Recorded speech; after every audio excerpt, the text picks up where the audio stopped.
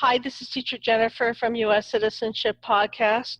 Today I'm here with my publisher and fellow writer, Jeane Slone. Jeane Slone is the publisher at eslpublishing.com, which just published my new book, US Citizenship Bootcamp.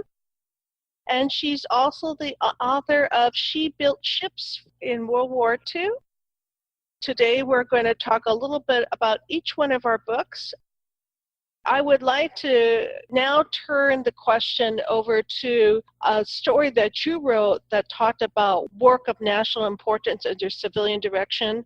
I would like you to talk about your book, She Built Ships in World War II. Let me give you a short summary. Great. I wrote She Built Ships, which is a historical fiction. It is my second book. First, I wrote about the women pilots during World War II, titled She Flew Bombers.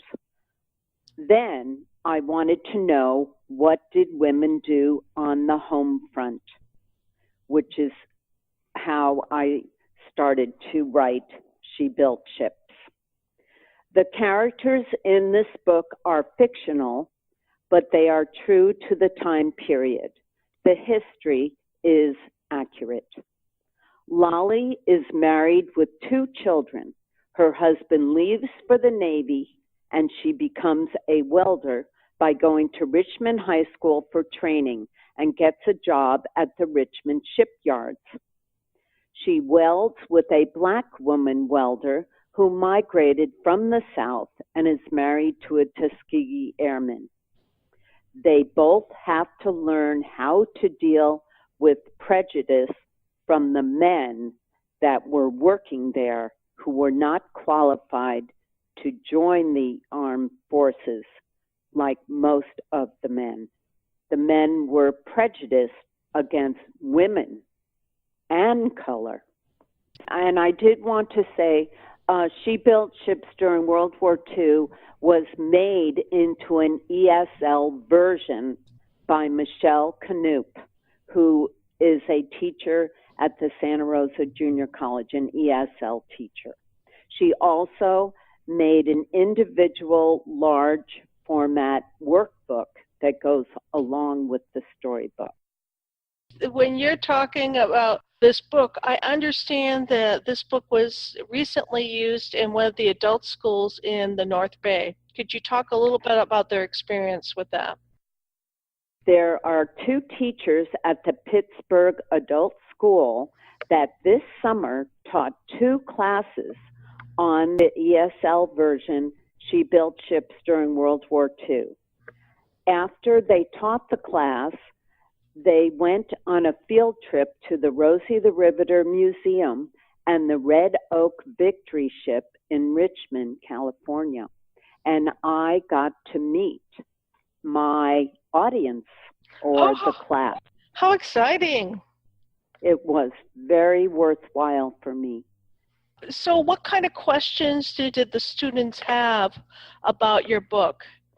I was very surprised.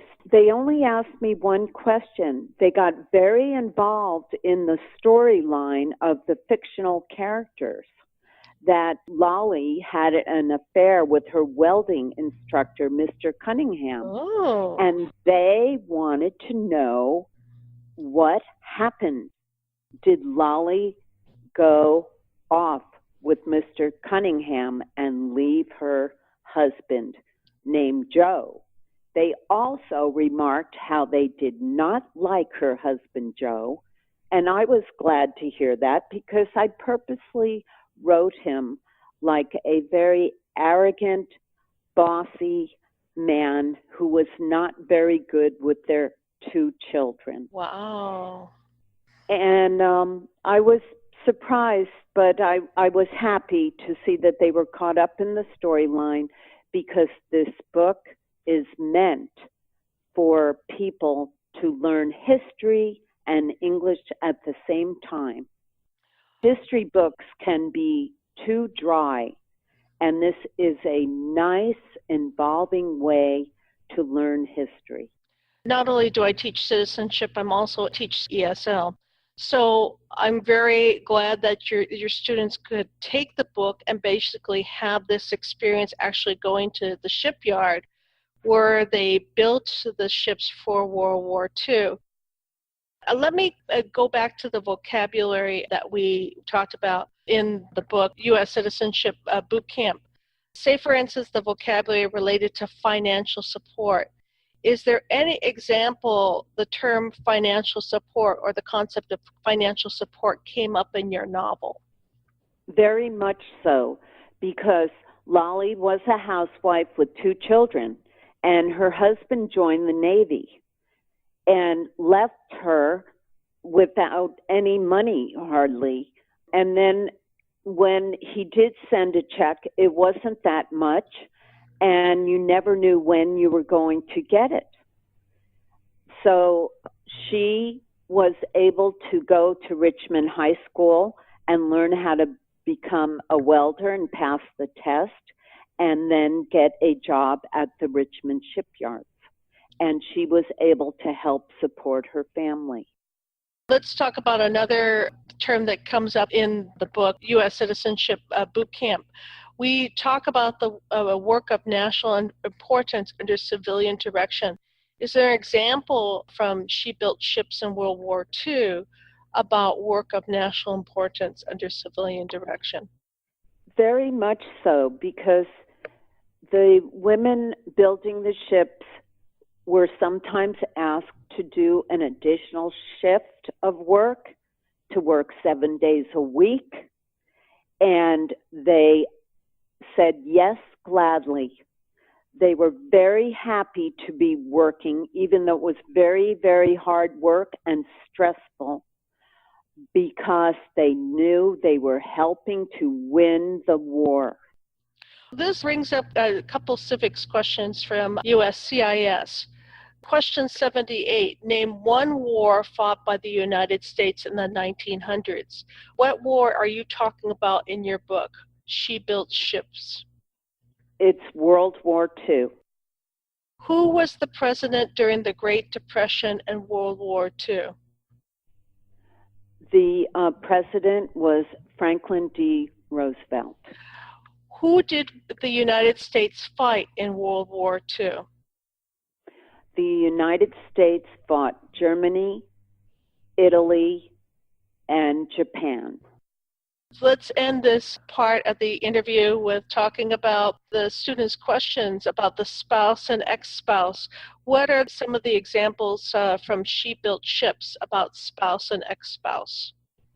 Well, you learn that Lolly is married, but she has an affair with her welding instructor, which leaves one to wonder if she will get a divorce and remarry. So did you tell the students the answers?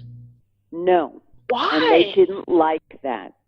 I really like people to open their imagination and make up their own end of the story. So critical thinking is super important in the book. Yeah. Okay. Let's have a short discussion about how we can order U.S. Citizenship Bootcamp or She Built Ships in World War II. The simplest way would be to go to the ESL Publishing website. On the website, you'll see Contact Us. Under the Contact Us, please fill in your information, and if you want U.S. Citizenship Bootcamp, write in the box, free shipping podcast. Ooh. Okay. If you are a citizenship teacher, write the name and address of your school, and ESL Publishing will mail you a free complimentary copy. Wow, that's really, really great. That's so generous.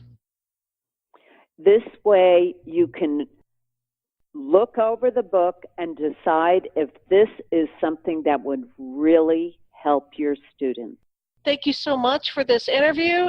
Yes, and thank you, Jennifer. Okay, thank you so much. Bye-bye.